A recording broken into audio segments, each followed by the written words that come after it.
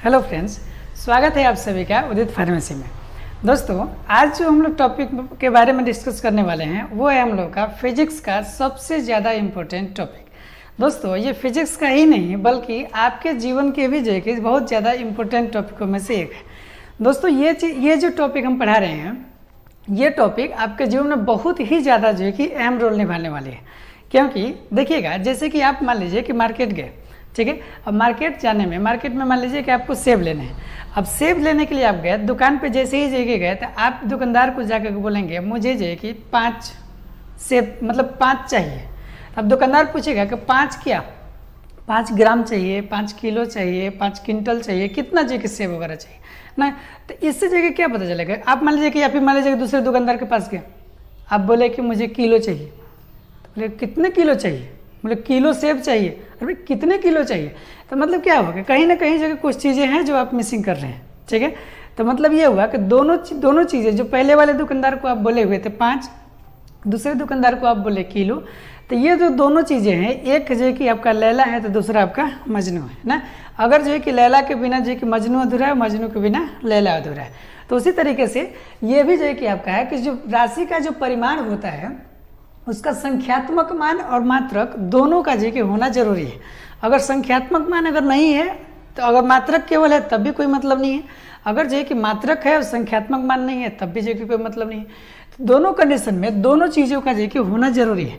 जैसे अभी हम जो कि बोले कि 5 केजी, तो आप मान लीजिए कि आपको चाहिए 5 केजी जो कि सेब, तो जिसमें इसमें 5 जो है वो आपका क्या चाहिए, संख्यात्मक मान है, और केजी जो है वो आपका क्या है, मात्रक है, ठीक है। तो समझ में आ गया होगा कि इसकी इंपॉर्टेंस क्या है।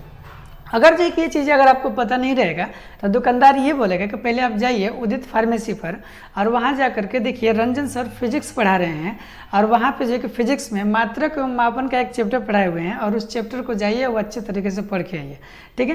तो इसलिए आज ही जो है कि आप लोग पढ़ लीजिए और डिटेल में उसको अच्छे तरीके से समझिए, ताकि जो है कि डेली लाइफ के जीवन में भी दिक्कत न आए। चलिए हम लोग स्टार्ट करते हैं इसको समझना। देखिए, राशि का जो कि परिमाण जो कि राशि का परिमाण जो कि व्यक्त करने के लिए उसको संख्यात्मक मान और मात्रक का होना जरूरी है। अब देखिएगा दोस्तों, संख्यात्मक मान जो है कि अगर राशि अगर फिक्स नहीं रहेगा तो संख्यात्मक मान आपका परिवर्तित होता रहेगा। जैसे कि अगर मान लेते हैं कि आपको सेब, सपोज मान लीजिए सेब ही मान लीजिए चाहिए था। अगर आपको सेब चाहिए था तो आपको मान लीजिए अगर सेब चाहिए, आप कहे कि मान लीजिए आपको घर से जो बोला गया है कि आप 5 केजी सेब लेकर के आइए। आप दुकानदार को गए तो क्या बोलेंगे, 5 केजी सेब चाहिए, या फिर आप ये बोलेंगे 5000 ग्राम सेब चाहिए। कितने ग्राम सेब चाहिए, 5000 ग्राम सेब चाहिए। अब देखेंगे, आप दुकानदार को चाहे आप 5 केजी सेब मांगिए उससे, या फिर आप 5000 ग्राम सेब मांगिए, दोनों कंडीशन में सेब का जो क्वांटिटी होगा वो समान होगा।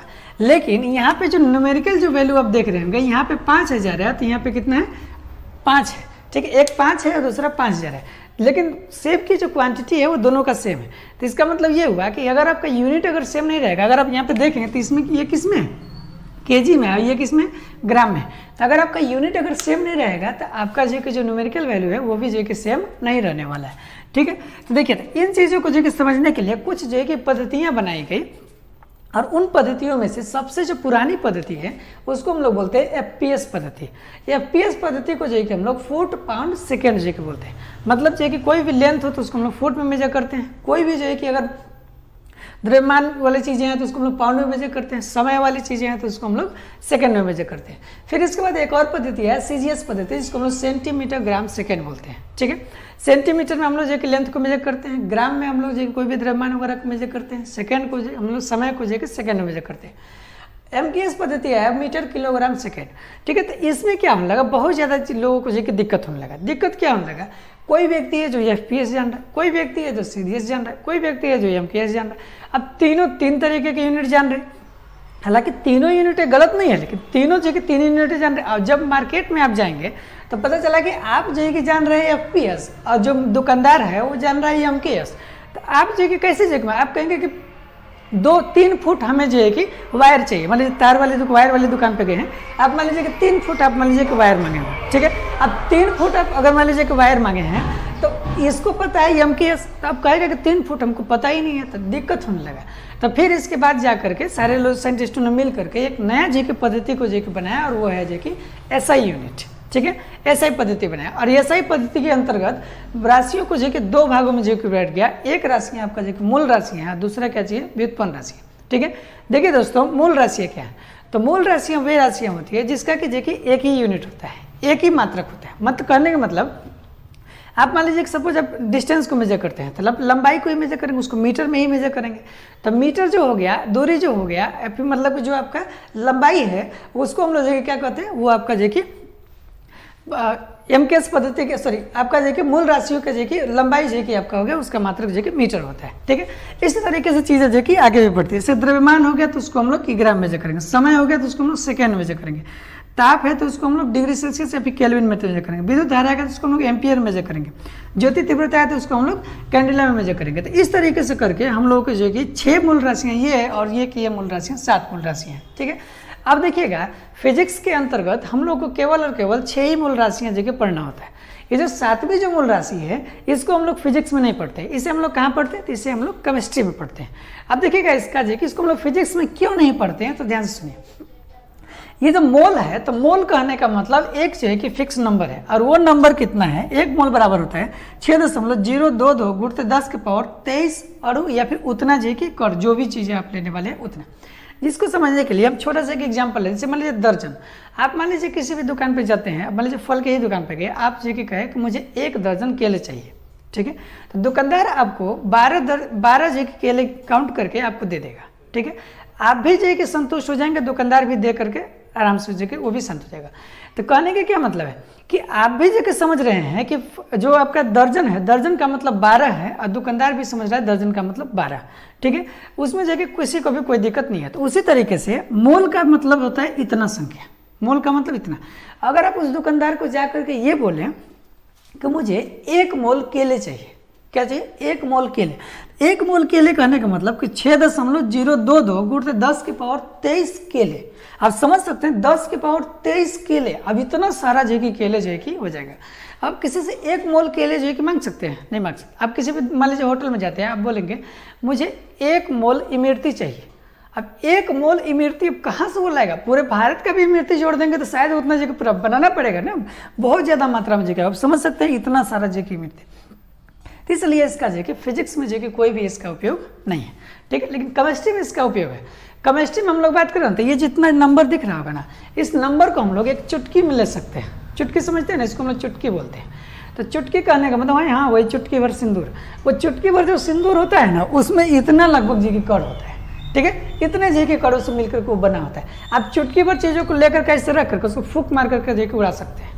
ठीक है, तो ये है जो कि केमिस्ट्री में जो कि मोल वाले चीज़ों को यूज किया जाता है। ठीक, चलिए देखिए, तो ये हम लोग का इसको हम लोग बोलते हैं मूल राशियाँ। तो 6 ये मूल राशियाँ और ये की मूल राशियाँ हैं। पदार्थ की मात्रा को मेजर किया जाता है और ये कि मोल है। ठीक है, अब देखिएगा कुछ मात्रकों में कुछ पूर्व लग्न होता है। पूर्व लग्न कहने का मतलब कि सब कुछ वैल्यू होते हैं, इस वैल्यू को आप लोग एज इट इज याद कर लेंगे। जैसे डेका का मतलब 10 के पावर 1, हेक्टो मतलब 10 के पावर 2, किलो मतलब 10 के पावर 3, मेगा मतलब 10 के पावर 6, गीगा मतलब 10 के पावर 9, टेरा मतलब 10 के पावर 12। इसको याद रखेंगे, Deka hecto kilo, mega giga tera. Deka hecto kilo, mega giga tera. ठीक है, इसको याद रख लेंगे। पीको, ये पीको लिखा हुआ है, पी से इसको इग्नोर करते हैं। पीको जो कि 10 के पावर -12, नैनो 10 के पावर -9, माइक्रो 10 के पावर -6, मिली 10 के पावर -3, सेंटी 10 के पावर -2, डेसी 10 के पावर -1। इसको याद रखेंगे, deci centi milli micro nano pico, deci centi milli micro nano pico. 3 का स्किप करके याद रखेंगे तो आपको चीज़ें याद हो जाएगा। ठीक है, चलिए अब इसके बाद हम लोग देखते हैं कुछ माइक्रोन होता है। 1 माइक्रोन बराबर 10 के पावर -6 मीटर होता है। 1 एंगस्ट्रॉम बराबर 10 के पावर -10 मीटर होता है। 1 फर्मी बराबर 10 के पावर -15 मीटर होता है। लाइट ईयर वगैरह का जो कि डिस्टेंस जो कि हम लोग डिस्टेंस मेजर करने में लाइट ईयर का जो उपयोग करते हैं। इतना जो है कि 1 लाइट ईयर बराबर होता है लगभग 10 के पावर 16 मीटर। लगभग कितना, 10 के पावर 16 मीटर। ये सब इसका उपयोग हम लोग जो है कि सूर्य से पृथ्वी की दूरी, तारों की दूरी, इस तरीके की दूरी वगैरह जो है कि मेजर करने में लाइट ईयर का उपयोग किया जाता है।